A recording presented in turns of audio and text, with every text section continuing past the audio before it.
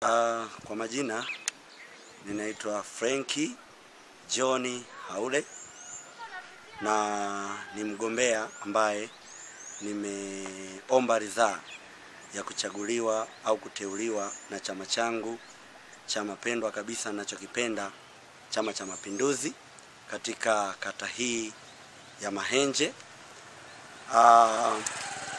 Mimi kama kijana nimeshawishika, kwanza kabisa ni kutimiza haki yangu ya kuchagua na kuchaguliwa, kwa sababu Chama cha Mapinduzi kinazo kanuni, ni haki ya kila mwanachama kuchagua na kuchaguliwa. Kwa hiyo nimeamua nitimize haki yangu ya kuchaguliwa na kuchagua pia. Kwa hiyo nimekuja kuomba ridhaa kwa chama changu cha Mapinduzi, kama kitapendeza mimi kuweza kuwawakilisha katika kata hii.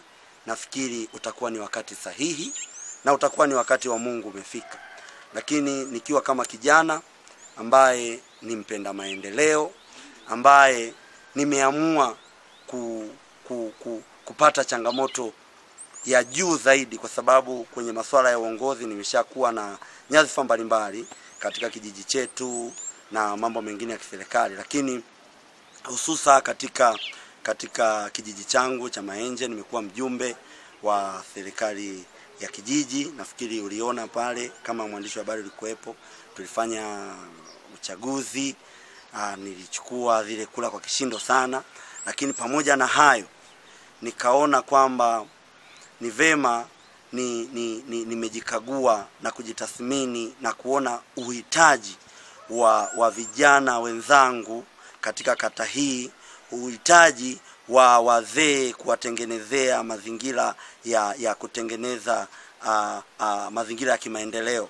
Lakini siwezi nikasema mambo mengi sana katika muda huu, kwa sababu bado chama hakijafanya maamuzi, hakijaamua kunichagua au kuchagua mwingine.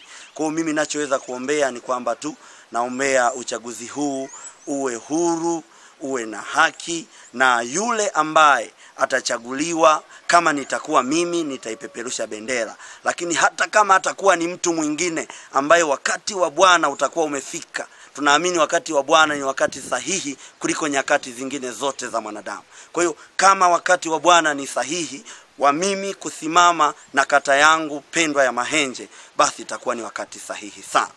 Asante.